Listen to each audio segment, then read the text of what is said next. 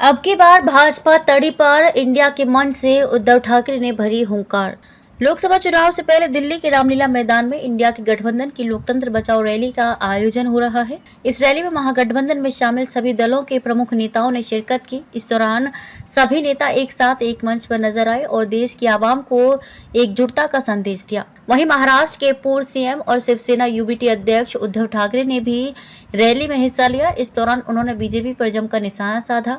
Rally को संबोधित करते हुए उद्धव ठाकरे ने चुनावी बॉन्ड के मुद्दे पर बीजेपी पर हमला बोला। उन्होंने कहा कि भाजपा का असली नाम भ्रष्ट जनता पार्टी है और पार्टी का असली चेहरा देश की जनता के सामने उजागर हो गया है। इसके साथ ही उद्धव ने कहा कि ये चुनावी रैली नहीं है।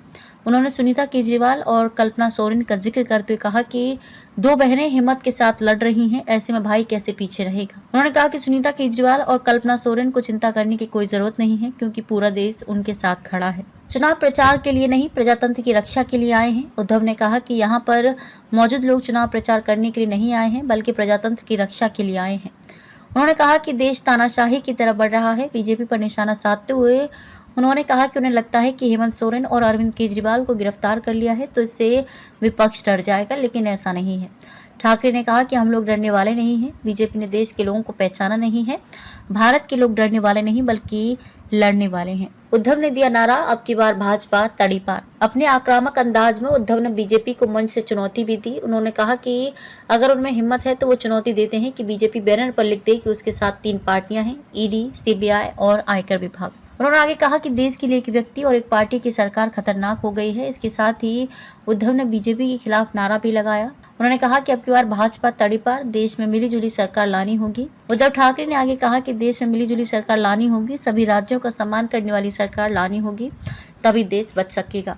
उन्होंने कहा कि हम सभी लोग लोकतंत्र को बचाने के लिए आए हैं। उद्धव ने आगे कहा कि दिल्ली के मुख्यमंत्री अरविंद केजरीवाल पर आरोप लगाकर जेल में डाल दिया, ये कैसी सरकार है। इसके साथ ही उन्होंने ये भी कहा कि बीजेपी ने जिन लोगों पर भ्रष्टाचार के आरोप लगाए उन्हें वॉशिंग मशीन में डालकर नहला धुलाकर साफ सुथरा कर अपनी पार्टी में शामिल कर लिया। ऐसे में देश की जनता इन पर कैसे विश्वास कर सकती है। इसके साथ ही उद्धव ठाकरे ने बीजेपी के मोदी का परिवार अभियान को लेकर पीएम मोदी पर हमला बोला।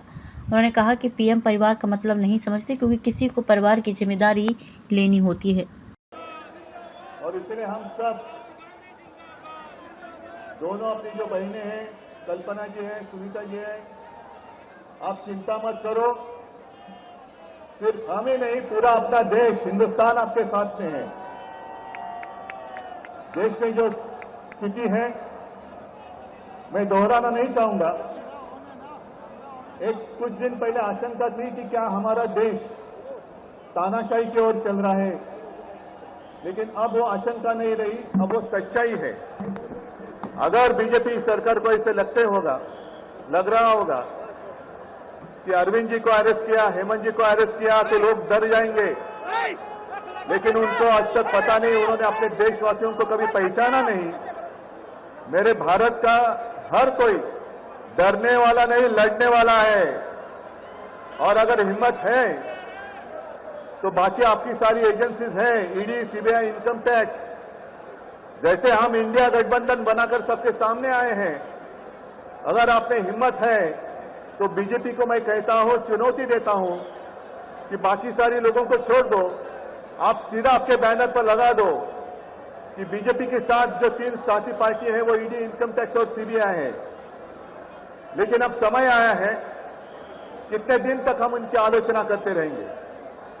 अब तो उनका सपना ऐसा है कि 400 पार। मैं पूरे देश को आह्वान करना चाहता हूं कि एक व्यक्ति और एक पार्टी की सरकार देश के लिए खतरनाक हो गई है, और अब वो समय आया है कि एक पार्टी और एक व्यक्ति की सरकार नहीं चलेगी। पूरे देश को मैं आह्वान करता हूं कि हम सबको अब चाहिए, मजबूत देश चाहिए, और मिलीजुली सरकार हमें लानी ही होगी। देश में जितने सारे प्रांत हैं, जितने सारे राज्य हैं, उनका सम्मान करने वाली सर्वतोमुखी सरकार अगर हम लाते हैं तो ही देश बच सकता है, नहीं तो फिर आपका सवाल है, आपका भविष्य आप किसके हाथ में देना चाहते हो।